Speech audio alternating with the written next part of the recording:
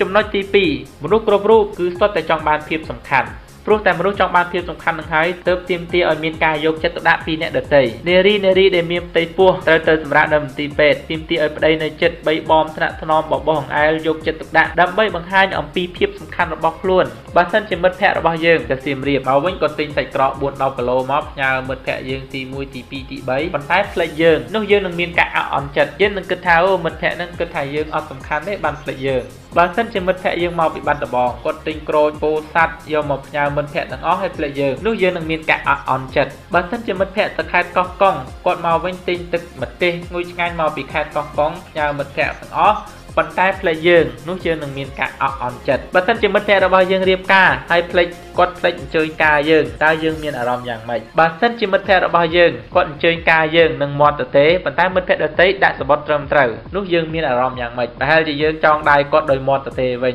ឬក៏យើងអត់ទៅចូលរួមពិធីមង្គលការរបស់គាត់ជានៅក្នុងការផ្ដល់ភាពសំខាន់ទៅដល់អ្នកដទៃគឺជាចំណុចពិសេសរបស់ចិត្តពីព្រោះចិត្តរបស់មនុស្សគឺពិតជាត្រូវការភាពសំខាន់យកចិត្តទុកដាក់ចំពោះមនុស្សនឹងយកចិត្តទុកដាក់ចំពោះយើងវិញមាននិស្សិតម្នាក់គាត់ធ្វើការនៅក្នុងហាងលក់គ្រឿងទេសមួយថ្ងៃមួយមានលោកយាយចាស់ម្នាក់គាត់ធ្វើដំណើរឆ្លងកាត់ហាងលក់គ្រឿងទេសហ្នឹងមកដល់ក្បែរហាងនឹងភ្លាមស្រាប់តែភ្លៀងមកប្រាវលោកយាយនឹងក៏បានដើរទៅទាមកក្បែរមាត់ទ្វារនិស្សិតនឹងឃើញគាត់ក៏សួរលោកយាយអញ្ជើញទិញអីដែរលោកយាយយាយនឹងថាអត់ទិញអីទេចៅយាយសុំកន្លែងជ្រកផងបានទេនិស្សិតនឹងថាបាទសូមអញ្ជើញលោកយាយសូមអញ្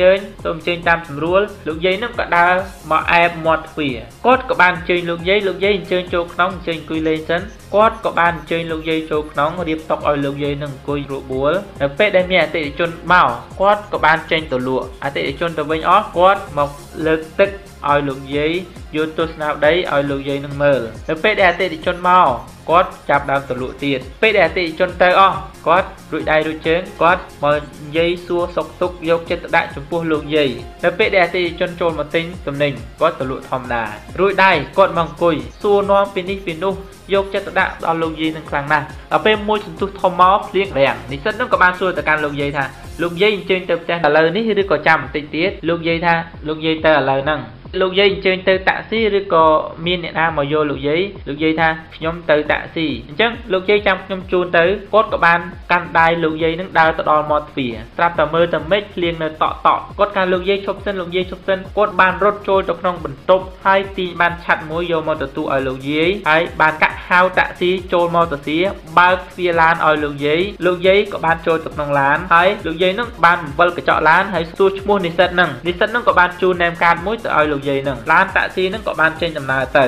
មួយសប្តាហ៍ក្រោយមកមានសម្បត្តិមួយផ្ញើឲ្យនិស្សិតនឹងនៅក្នុងសម្បត្តិនោះមានសរសេរពាក្យដូចតទៅសូមអរគុណចំពោះលោកដែលបានជួយថែទាំម្ដាយរបស់ខ្ញុំយ៉ាងយកចិត្តទុកដាក់ម្ដាយរបស់ខ្ញុំគាត់តែងតែនិយាយសរសើរលោកមិនដាច់ពីមាត់បើសិនជាលោកមិនយល់ទាស់ទេខ្ញុំសូមអញ្ជើញលោកមកពិភាក្សាការងារមួយនៅការិយាល័យរបស់ខ្ញុំនេះគឺជាពាក្យសម្ដីនៅក្នុងសម្បត្តិនោះដែលកូនរបស់លោកយាយនឹងគាត់បានផ្ញើមកឲ្យបរិសនឹងបរិសម្នាក់នឹងក៏បានទៅជួបកូនប្រុសរបស់លោកយាយនឹងកូនរបស់លោកយាយនឹងគឺជាមហាសេដ្ឋីម្នាក់គឺជាម្ចាស់រោងចក្រគ្រឿងសង្ហារឹមដ៏ធំជាងគេនៅប្រទេសហូឡង់ហើយនិស្សិតនោះក៏បានធ្វើការនៅទីនោះដោយខ្លាចទៅជាជំនួយការរបស់មហាសេដ្ឋីនោះ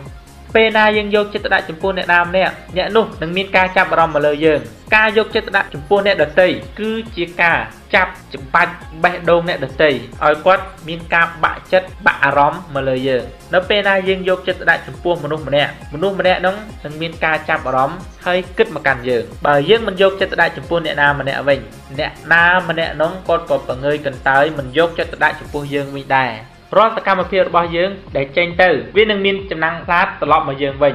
បើយើងញញឹមដាក់កញ្ចក់រូបនៅក្នុងកញ្ចក់នោះនឹងញញឹមដាក់យើងវិញបើយើងធ្វើមុខកម្ៅដាក់កញ្ចក់រូបនៅក្នុងនោះនឹងធ្វើមុខកម្ៅដាក់យើងវិញយ៉ាងណាបើសិនជាយើងធ្វើល្អចំពោះអ្នកដទៃនឹងធ្វើល្អចំពោះយើងវិញបើយើងយកចិត្តទុកដាក់ចំពោះអ្នកដទៃនឹងយកចិត្តទុកដាក់ចំពោះយើងវិញបើយើងមិនអើពើចំពោះអ្នកដទៃគាត់ក៏មិនអើពើចំពោះយើងវិញដែរនៅពេលណាយើងចង់ឲ្យអ្នកដទៃមានការចាប់អារម្មណ៍និងយកចិត្តទុកដាក់ចំពោះយើងសូមយើងយកចិត្តទុកដាក់និងមានការចាប់អារម្មណ៍ទៅលើអ្នកដទៃជាមុនព្រះពុទ្ធបានមានបន្ទូលថាចូលយើងប្រព្រឹត្តចំពោះអ្នកដទៃនៅសកម្មភាពអ្វីឲ្យដូចដែលយើងចង់ឲ្យអ្នកដទៃប្រព្រឹត្តចំពោះយើងបែបនោះដែរមានន័យថាបើយើងចង់ឲ្យអ្នកដទៃធ្វើ ធ្វើអ្វីមួយចំពោះយើងគឺយើងត្រូវធ្វើបែបនោះចំពោះអ្នកដទៃជាមុនសិនការយកចិត្តទុកដាក់ចំពោះអ្នកដទៃគឺអាចធ្វើឲ្យអ្នកដទៃបាក់ចិត្តមកលើយើងមានបរិសម្នាក់តញ៉ែនារីដ៏ស្រស់ស្អាតប្រំប្រៃម្នាក់ហើយនារីនឹងគឺពេលមាត់ដាក់គាត់មើលងាយមើលថោកស្អប់គាត់ជ្រិញមុខគាត់បរោះនោះគាត់ដឹងថានារីនឹងមិនចូលចិត្តគាត់ទេគាត់ក៏ដកខ្លួនថយបន្តិចហើយគាត់ក៏ស៊ើបពិចារណាទៅលើចំណង់ចំណូលចិត្តរបស់នារីនឹងគាត់ដឹងថានារីនឹងមានក្មួយប្រុសម្នាក់នារីនឹងស្រឡាញ់ក្មួយប្រុសនោះខ្លាំងណាស់គាត់ក៏ស៊ើបទៀតថាតើក្មួយប្រុសហ្នឹងគាត់ចាប់អារម្មណ៍ទៅលើអ្វីពេលស៊ើបទៅក៏ដឹងថាក្មួយប្រុសនោះចាប់អារម្មណ៍ទៅលើកប៉ាល់ទឹកពេលណាក៏វានិយាយអំពីរឿងកប៉ាល់ទឹកទៅពេលដែលគាត់ដឹងថាក្មេងនោះចាប់អារម្មណ៍ទៅលើកប៉ាល់ទឹកពេលដែលគាត់ជួបក្មេងនោះម្ដងណាក៏គាត់និយាយតែរឿងកប៉ាល់ទឹកគាត់យកកប៉ាល់ទឹកទៅឲ្យក្មេងនោះគាត់ពិពណ៌នាអំពីកប៉ាល់ទឹកប្រាប់ក្មេងនោះគាត់និយាយអំពីចំណុចសំខាន់នៃកប៉ាល់ទឹកដែលធ្វើឲ្យក្មេងនោះមានការចាប់អារម្មណ៍យ៉ាងខ្លាំងរហូតដល់ក្មេងនោះបាក់ចិត្តមកលើគាត់ចូលចិត្តគាត់បាត់មុខគាត់មិនបានដល់ពេលក្មេងនោះបាត់មុខគាត់មិនបាននិយាយពីចំណុចល្អរបស់គាត់ប្រាប់តែមីនោះរាល់ថ្ងៃមីនោះស្ដាប់ឮសូរក្មួយនោះនិយាយតែពីល្អចំពោះបុរសម្នាក់នោះនារីនោះក៏មានការចាប់អារម្មណ៍ចំពោះបុរសម្នាក់នោះបន្តិចម្ដងរហូតដល់នារីនឹងចាប់ដើមចូលចិត្តបុរសនោះរហូតដល់នារីនឹងបានរៀបការជាមួយនឹងបុរសនោះគឺជាមេធាវីម្នាក់ដ៏ល្បីល្បាញបំផុតនៅអាមេរិកដែលគាត់ដឹងយល់អំពីការចាប់អារម្មណ៍របស់មនុស្សយល់អំពីការយកចិត្តទុកដាក់ចំពោះអ្វីដែលមនុស្សចាប់អារម្មណ៍អញ្ចឹងតាមចិត្តសាស្ត្រនៅពេលណាមនុស្សម្នាក់ចាប់អារម្មណ៍ទៅលើអ្វីមួយយើងយកចិត្តទុកដាក់ចំពោះអ្វីដែលមនុស្សនឹងចាប់អារម្មណ៍មនុស្សនោះគាត់នឹងចាប់អារម្មណ៍មកលើយើងវិញ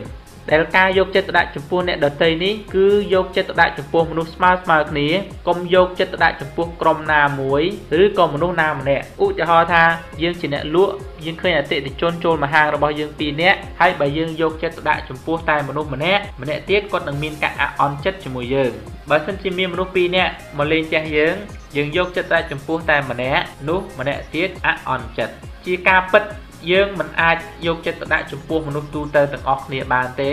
តែយើងអាចយកចិត្តទុកដាក់ចំពោះអ្នកណាដែលយើងចង់ឲ្យគាត់យកចិត្តទុកដាក់ចំពោះយើងវិញបើសិនជាមនុស្ស10នាក់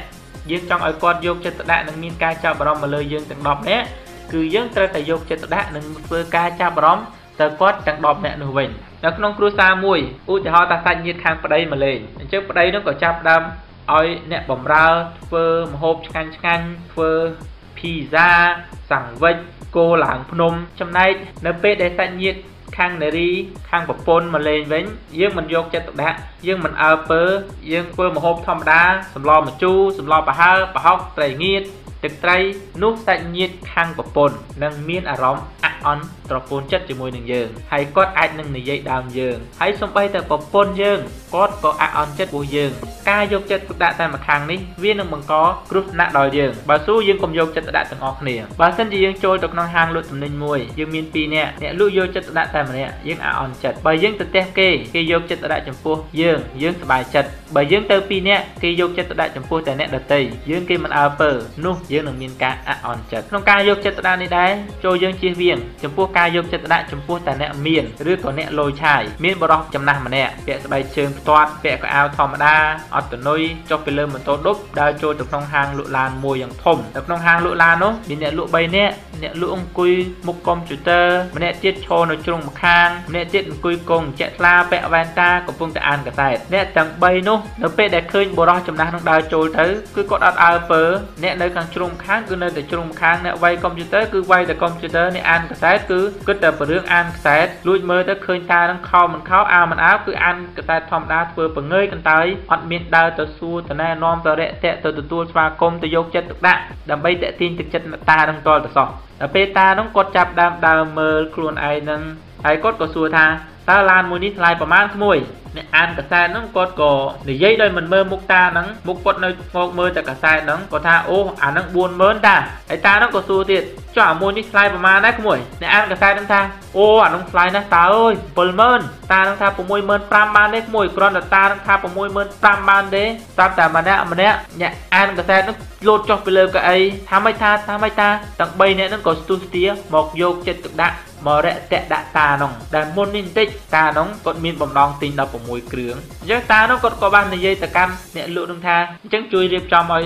តាមួយមកតាយកអាមួយនេះអា65000ហើយតានោះក៏បាននិយាយប្រាប់ថា មុននេះបន្តិចតាមានបំណងចង់បាន6គ្រឿងតែខ្លាចក្មួយនឿយហត់ខ្លាំងពេកឥឡូវតាយកមួយសិនចុះអញ្ចឹងបុរសទាំង3នាក់ទៅមានការសោកស្ដាយខ្លាំងណាស់នៅក្នុងការលក់ឡានមួយក្រុមហ៊ុនឡានគេផ្ដល់ឲ្យ$1000អញ្ចឹងបើសិនជាគាត់លក់បាន6គ្រឿងគាត់បាន$6000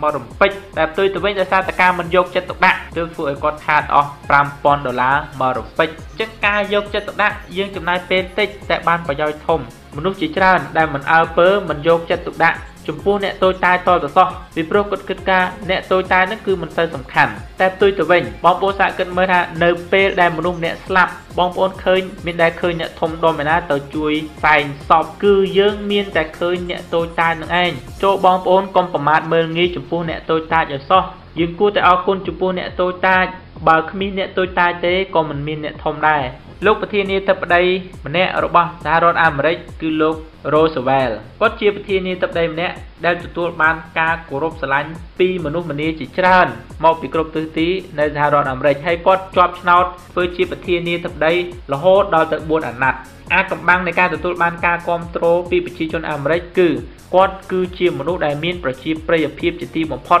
តាមរយៈការបង្ហាញភាពសំខាន់ដល់មនុស្សគឺគាត់តែងតែយកចិត្តទុកដាក់ចំពោះទាំងអ្នកតូចទាំងអ្នកធំគ្រប់ជាន់ថ្នាក់ទាំងអស់ដែលសូម្បីតែអ្នកបម្រើរបស់គាត់ក៏គាត់ចាត់ទុកថាជាមនុស្សដែលមានភាពសំខាន់ដែរចុងភៅរបស់គាត់ក៏គាត់គិតថាគឺជាមនុស្សសំខាន់ដែរអ្នកបោកសម្លៀកបំពាក់ក៏ជាមនុស្សសំខាន់ដែរកាយមួយនៅពេលដែលចុងភៅរបស់គាត់បានសួរទៅប្តីគាត់ថាតើសត្វទានឹងមានរូបរាងយ៉ាងម៉េចដែរបងសំណួរនេះគឺបានឮទៅដល់គាត់ដែលនៅក្បែរនោះគាត់មិនមាត់មិនកទេតែនៅពេលមួយនោះមានសត្វទាមួយហើរមកទុំរបងនៅក្បែរស្តាវិមានគឺគាត់បានទូរស័ព្ទទៅផ្ទះបាយឲ្យចុងភៅរូបនោះមកមើលចុងភៅនោះមានការរំភើបយ៉ាងខ្លាំងណាស់ដោយសារតែការចង់តិចតួចរបស់ខ្លួនមានមនុស្សដ៏សំខាន់យកចិត្តទុកដាក់បែបនេះមនុស្សធំពិតគាត់យល់អំពីការពិតពីតម្លៃពិតរបស់មនុស្ស